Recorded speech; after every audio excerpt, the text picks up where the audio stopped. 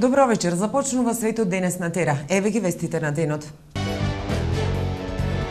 Невреме на Балканот, Битола силно, ама краткотрајно заплиска. Груевски не бара 500.000, туку 50.000 евра од заев, втор ден од судскиот процес. За белите траги и аеросолите од авионите, дали силен доказ се врти на интернет. И национална географија дојде во Тихово. Никола Груевски и Зоран Заев се појавија на денешното продолжение на судскиот процес, во кој Груевски го тужи Заев за клевета околу продажбата на Македонска банка. Груевски вели дека му се повредени честа и угледот. Заев пак тврди дека постапувал според законите. Заев за прв пат објави дека објавената аудио снимка му ја доставил Ден Дончев. Заев има измислено сценарио на една интензивна, обемна и агресивна медиумска кампања во изнесување на невистини за да му наштети на мојот углед и на честа.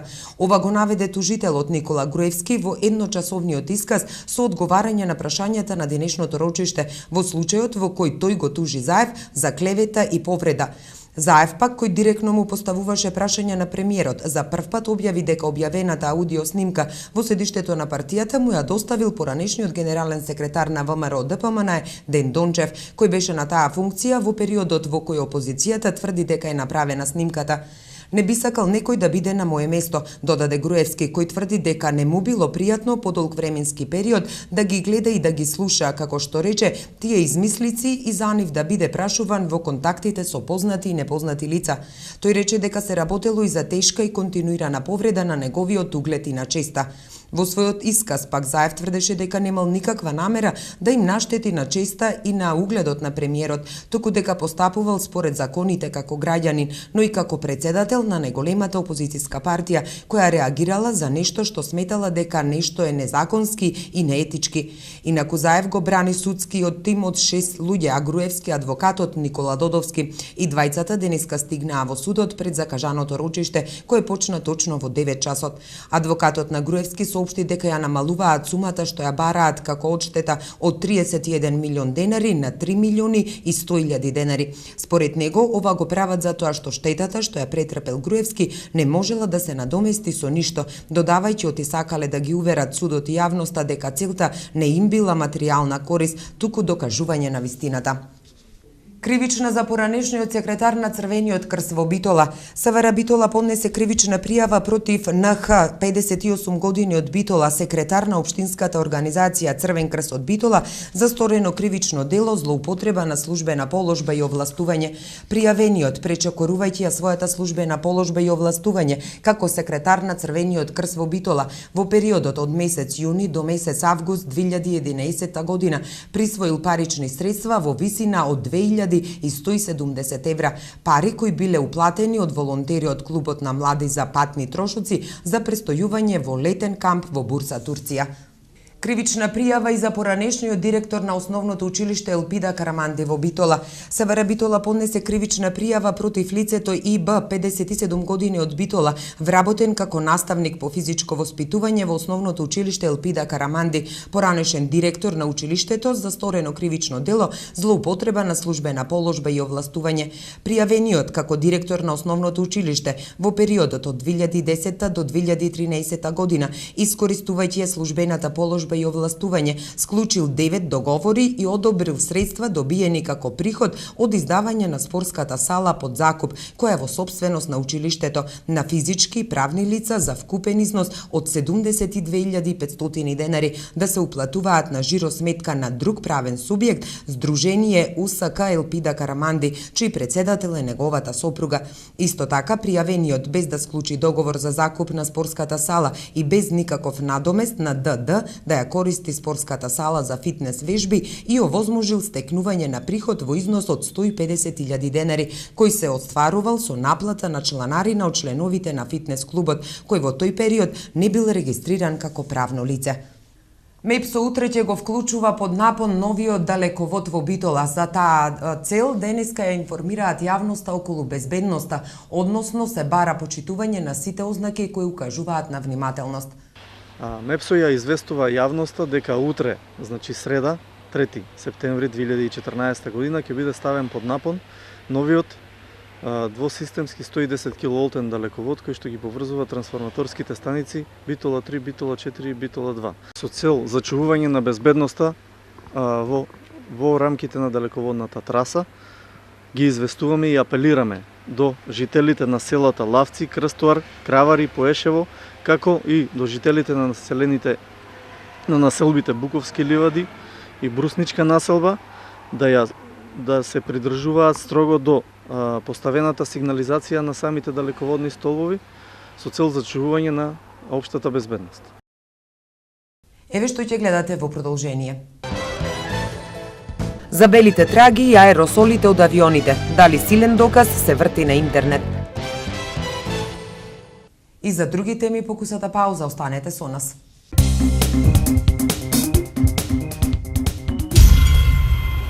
Во Битола презентирана изложбата Став. Поетско попладне со Венко Антоновски под наслов Сиже и фабула. Изложба на стрипови, фантастика, научна фантастика, митови и легенди.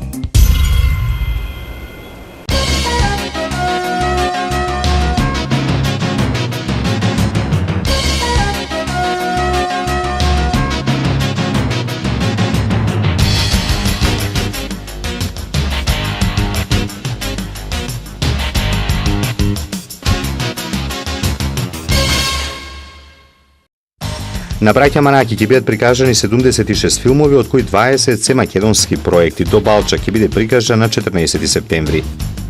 Од 500.000 евра на 50.000 евра е намалено побарувањето на Груевскиот заев во случајот за навреда и клевета кој го поведе премиерот. Собранието ги донесе измените на Законот за здравствена заштита со кои на здравствените работници им се овозможува доброволно да го продолжат работниот однос и тоа жените до 65, а мажите до 67 години.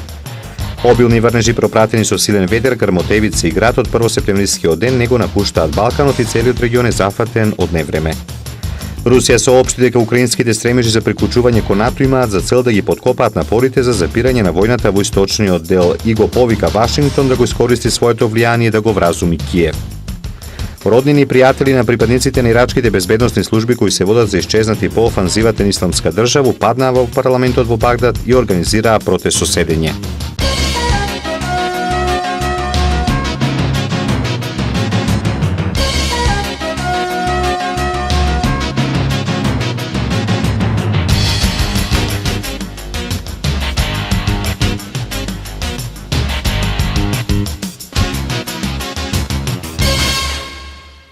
Поројните врнежи проследени со силен ветер, грмежи и на одделни места и град не го напуштаат регионов во почетокот на септември, кој е соочен во следните неколку дена со нестабилно време, јавуваат медиумите во регионот. А кај нас утро во краткотрено невреме, силен дожд, гром и вода низ улиците е утринската слика за градот. Според прогнозите и во текот на денот ќе имаме вакво време. Во текот на целиот ден ќе се задржи облачно, свежо и врнежливо време со ретки грмежи и умерен југоисточен ветер, а наместа повторно ќе наврнат над 30 литри на метар квадратен воден талок. Температурата ќе се движи од 20 до 25 степени. Од утре ќе има и значителен пат на дневната температура.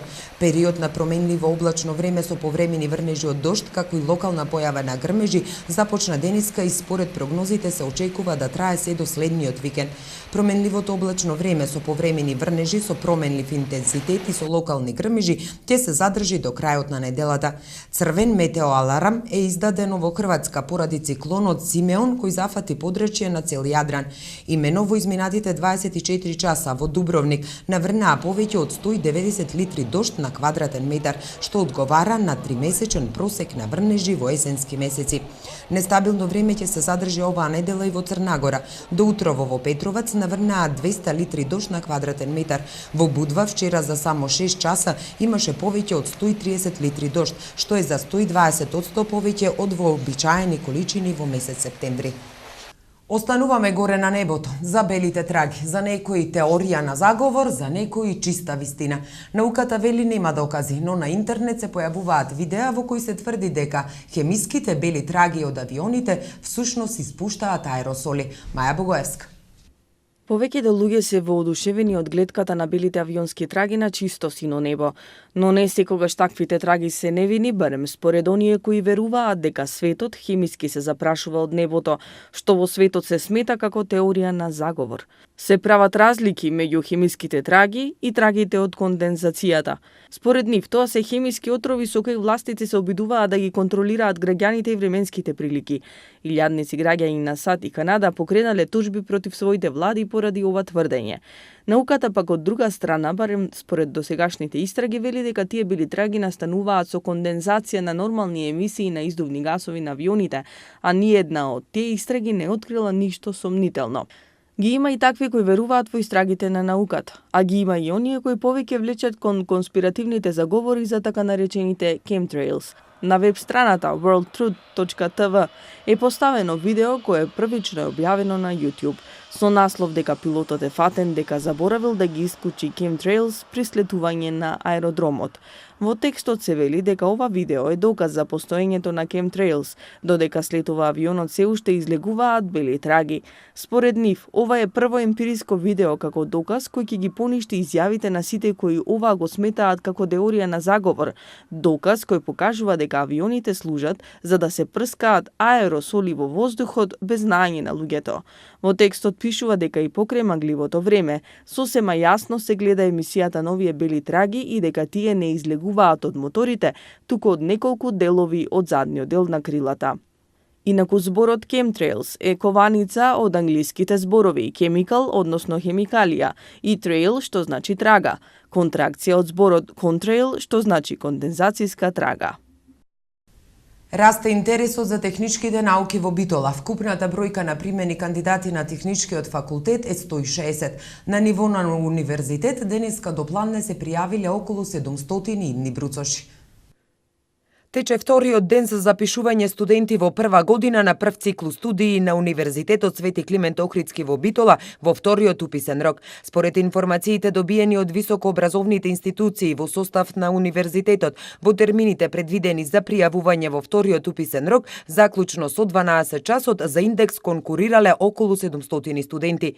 Од првичните резултати најголем интерес во вториот уписен рок кандидатите покажале за Факултетот за информатички и комуникацијски технологии, Факултетот за туризам и угостителство, Факултетот за безбедност, Технолошко-техничкиот факултет и Факултетот за биотехнички науки. Од Техничкиот факултет во Битола денеска не информираа дека се пријавиле поголем број на матуранти за упис во овај втор уписен рок во споредба со првиот. Најголем интерес идните студенти пројавиле за одсекот сообраќај и транспорт. На Технички факултет Битола во вториот уписен рок се пријавија вкупно 83 матуранти, од што се гледа дека во однос на првиот уписен рок имаме поголем интерес и вкупната бројка во двата уписни рока е 160 матуранти. Најголем интерес на Технички факултет Битола има на одсекот за сообраќај и транспорт. Политиката на Техничкиот факултет во Битола е таа што нуди современи студиски програми комбинирани со практична настава, кои што во услови на брз технолошки развој ја зголемуваат потребата од квалитетен инженерски кадар, вели продеканот на оваа институција. Еден од приоритетите на Технички факултет Битола е соработка со домашните и странски фирми кои сакаат да отворат своји капацитети во земјата. Дипломираниот инженер од Технички факултет Битола е конкурентен инженерски кадар кој е баран не само во земјата, туку и порешироко во светот. Универзитетот Свети Климент Охридски од Битола ќе спроведе и завршен трет уписен рок на 15 септември, при што право да конкурираат имаат и матурантите со положена училишна матура и завршен испит.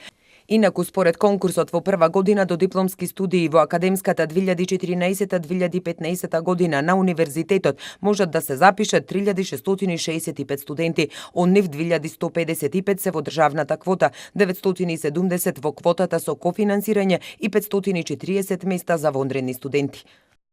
И национална географија дојде во Потпелистерско Дихово. Не само тие, туку со себе донесе еден куп светски медиуми за промовирање на туризмот. Стево Башуровски. Туроператори од Северна Америка и Западна Европа, членки на Асоцијацијата за активен туризам, како и представници на национална географија, Yahoo Travel, Only Planet и други странски медиуми, се собраа во Дихово за да се запознаат со туристичките капацитети на регионот. Настанот е дел од турата Недела на авантури, организирана од страна на Интернационалната асоцијација за активен туризам, кој е светски лидер во индустријата за овој вид туризам. Значи тука сум затоа што обожавам да одам на места кои не сум ги посетил порано. Цел живот слушам убави работи за Македонија и реков дека е конечно време да ја посетам. Значи тоа што ми остави впечаток тука, како прво има многу добар впечаток, но главното е тоа дека е многу напредна Македонија за земја на ова ниво, за патници кои се заинтересирани за вакви активности, за активен туризам. И најважно се прави разлика меѓу туристи и патници. Значи турист е некој по наша дефиниција што сака плажи, големи хотели, традиционални одмори, додека патник е некој кој сака културни искуства, природни убавени, активни спортови. Значи може да се види по самата атмосфера тука. Јас само сум бил тука еден ден и веќе сум фасциниран. Значи нашиот престој во Свети Наум беше одличен. Начинот на кој се поготвува храната е секаде прекрасен, начинот на кој се презентира. Така да многу сум задоволен од сега со нашата посета.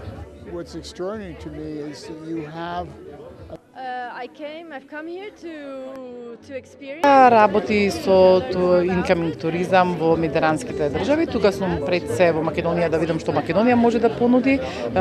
Искуствата до сега се прекрасни, прекрасна природа, прекрасни езера, прекрасни луѓе. Навистина Македонија има многу голем потенцијал да се отвори за еден нов тип на туризам, особено активен туризам кој што ќе вклучува не само активности од типот на спортот, маунтин байкинг, параглайдинг и така натаму, туку и малце поавтентични искуства кои што се поврзани и со културата, и со историјата, и со гастрономијата. Проектот на USAID во Македонија за експанзија на мали бизниси имплементиран е од Карана корпорација во соработка со Центарот за развој на Пелагонискиот плански регион и Агенцијата за промоција и поддршка на туризмот во Република Македонија. Вечерва имаме единствена можност да угостиме 25 меѓународни туроператори од Северна Америка и Западна Европа, тука во Вила Дихово во Битолско. Имено се работи за малце поголем проект кој што ги опфаќа Косово, Албанија и Македонија. Значи, туроператорите изминатите 6 дена беа на тура низ Албанија и Косово и пред 2 дена стигна во Македонија. Идејата е да се презентира Западниот Балкан како нова дестинација за активен туризам. Значи Македонија до сега се рекламираше на CNN и по други можни портали како дестинација за туризам, меѓутоа никогаш за активен туризам. И што е активен туризам не представува само јавање коњи, параглайдинг, пешачење, банџи џампинг, туку представува целокупно локално автентично искуство, а тоа представува нели и гастрономијата, автентичната градба, автентичните села и автентичната македонска гостопримливост. И токму затоа сме тука вечерва во Вила Дихово, каде што Пеце не гости, ни ја покажува гостопримливоста на локалното население. На овој настан е промоција на туристичките потенцијали на Република Македонија во регионот Пелагонија, нивно позиционирање во понудите на дојдените туроператори, односно отворање на нови интернационални пазари за нашиот туристички производ. Во Дихово беа главниот уредник на Национална географија Travel, Кит Белоус, уредничката на Yahoo Travel, Џо Паиза и уредничката за Југоисточна и Источна Европа на Lonely Planet, Брана Владисавлевиќ. Милчо Манчевски, македонскиот најуспешен режисер, е добитник на наградата Златна ѕвезда на македонскиот филм, која ја доделува Друштвото на филмски професионалци на Македонија. Речиси тричасовниот историски спектакл на македонскиот режисер Столе Попов До Балчак и Деца на сонцето ќе ја имаат својата македонска премиера на реномираниот интернационален филмски фестивал на филмска камера Браќа Манаки, кој почнува на 13, а ќе трае до 19 септември во Битола. 76 филмски остварувања, 2 долгоочекувани македонски премиери, 2 оскаровци и 30 врвни директори на фотографија, носи 35-тото издание на фестивалот Браќа Манаки. Браќа Манаки навистина секоја година за нас е јубилеј. Секоја година создавање на филм е јубилеј. Секоја година презентирање на повеќе од 70, 80, 90 филмови е јубилеј. Носење на такви ѕвезди, на такви гости е јубилеј. И мислам дека оваа година точно е 35 години јубилеј на најстариот фестивал во светот посветен на филмската камера. Целата програма ја правевме кон звездите. Се надевам дека љубителите на филмската уметност на крајот фестивалот ќе можат да експлодираат како во Монти Пајтон од убава филмска уметност. На Манаки ќе се случат и премиери на македонските филмови До Балчак и Деца на сонцето. Режисерот на првиот признава дека имало голем број организацијски грешки и пропусти, но смета дека тие нема да остават темна дамка на филмот кој зборува за исконската македонска желба за докажување и за свој идентитет. Македонија се уште нема, значи професионален филмски капацитет до таа мера голем која сака да работи самостојно еден филм за да може да го изнесе без никаков проблем. И нема нити соодветни, би рекол, филмски професии, него често пати, за да испаднат работите поевтини, а испаѓаат многу поскапи, се базира на импровизација. Инаку на фестивалот, Друштвото на филмски професионалци на режисерот Милчо Манчевски ќе му ја додели наградата голема звезда на македонскиот филм. Денешната пресконференција, министерката за култура и директорот на Агенцијата за филм се осврнаа за големиот напредок на македонската кинематографија, за големиот квантитет и квалитет на македонските филмови, за учествата и успесите во странство, како и за поволностите од законските измени. Еве што донесува светот. Обама низ Европа пред самитот на НАТО во Велс. И за други вести од светот по паузата, останете со нас. Вашето мислење нам ни е важно, затоа што Тера телевизија е на страната на гледачите. Искажете ги вашите ставови на нашиот веб портал tera.mk. Прашањето за оваа недела гласи: каде ќе студирате? Во градот каде што живеам, во Скопје, надвор од Македонија.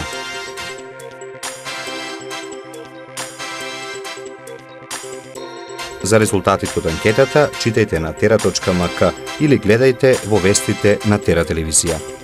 Аеродромот во Луганска е разурнат, јавија денеска украинските и руските електронски медиуми, повикувајќи се на луганските власти.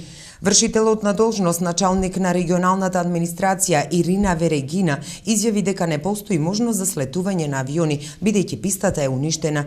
Представникот на Украинскиот совет за национална безбедност и одбрана Андреј Лисенко соопшти дека украинските војници добиле наредба и се повлекле од селото Георгиевка и од аеродромот во Луганск. Според украинските медиуми се повлекле околу 300 украински војници, а во 5-часовните борби загинале повеќе од 20, а повредени се 40 војници. Локалните власти во Луганск соопштија дека ситуацијата во градот и денеска е тензична, дека се пука и оти понатаму нема електрична енергија и вода. Руското министерство за надворешни работи соопшти синоќа дека е шокирано од изјавата на украинскиот министер за одбрана Валерий Гелетий, кој предупреди дека со Русија на повидок е голема војна, во која би можеле да настрадаат десетици илјади лица. Наведувајќи дека Гелетий на својот Facebook профил напишал дека операцијата за ослободување на источна Украина од терористите е завршена и оти на повидок е голема патриотска војна, во која би можеле да настрадаат десетици илјади лица. Руското министерство нагласи дека со таквите изјави украинскиот министер го вовлекува украинскиот народ во продолжение на граѓанската војна. Украинската криза почна кон средината на април и досега во источниот дел на земјата, каде живее претежно руско население, загинале според податоците на Обединетите нации повеќе од 2500, а повредени се 6000 лица. Курдските сили имаат помош од американските борбени авиони, а борбата на курдите против исламската држава се чини дека ги обедини доскорешните големи противници Ирак и Соединетите американски држави. Премиерот во заминување на Ирак Нури Ал Малики рекол дека земјата ќе биде гробница за джихадистите, припадници на организацијата Исламска држава. Ирачките вооружени сили заедно со шиитските паравојни сили и курдските трупи водат жестоки борби против членовите на Исламската држава. Ирак ќе биде гробница за Исламската држава, рекол Ал Малики во една од своите последни изјави како премиер. Најголеми борби минатиот викенд се водеа североисточно од Багдад, каде што илјадници, главно шиити, се заробени од Исламската држава. Американскиот претседател Барак Обама денеска пристигнува во Европа. Тој треба да ја посети Естонија, а потоа ќе патува во Велика Британија на самитот на НАТО. Соединетите американски држави и нивните европски сојузници воведоа серија санкции против Русија поради нејзиното мешање во кризата во Украина. Се очекува Обама да пристигне во Естонија вечер. Утре ќе се сретне со претседателот Томас Хендрик Илвес, а подосна ќе им се придружат и претседателите на другите две балтички држави, Летонија и Литванија. Самитот на НАТО во Велс се одржува на 4 и на 5 септември. Денес на четвртиот ден на светското првенство во кошарка, слободен ден за актерите во А и Б групите, но затоа во групите С и Д во Билбао и Гран Канарија веќе започнаа мечевите од третото коло. Како минуваат од јавувањето на Зоран Мишевски. Вчера Грција и Шпанија со третата победа од исто толку надпревари го обезбеди осми на финалето на 17-тото светско првенство кој што се одржува во Шпанија. Во Севилја, Грција подобра од Порторико со 90-79, иако имаше многу скепса заради новиот селектор, на играњето на звезди како Спанулис и Шорцианидис, грците делуваат многу хомогено и може да бидат темпирана бомба за фаворитите на ова светско првенство. Шпанија се разигра и водена од Пау Гасол го декласираше составот на Бразил со 82-63 во Гранада во спектакуларна атмосфера која што потсети на деновите кога Шпанија беше светски првак пред точно 8 години во Јапонија.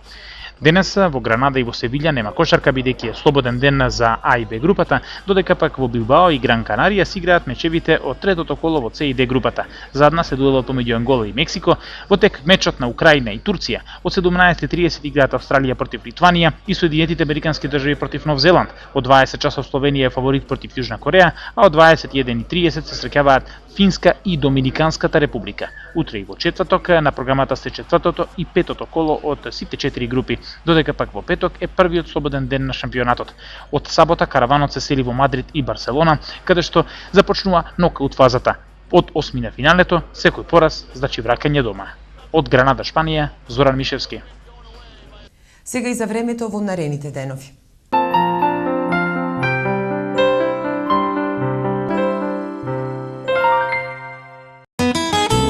Какво ќе биде времето утре во Европа?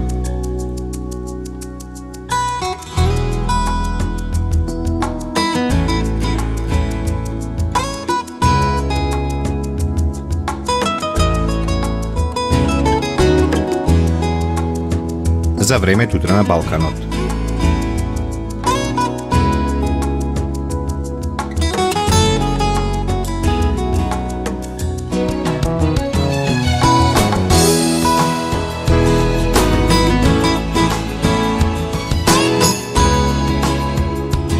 Какво ќе биде времето утре во Македонија?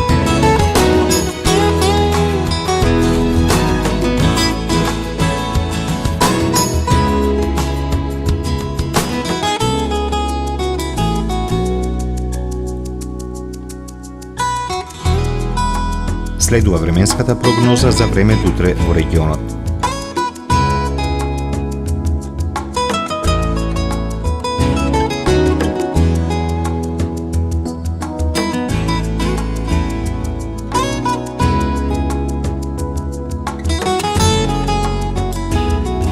Какво ќе биде времето утре во Битола?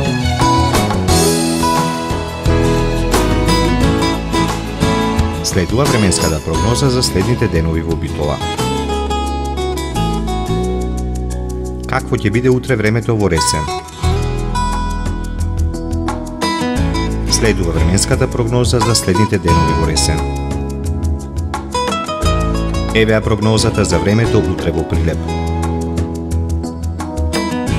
Какво ќе биде времето во наредните денови во Прилеп? Какво ќе биде времето утре во Кичево? Следува временската прогноза за следните денови во Кичево.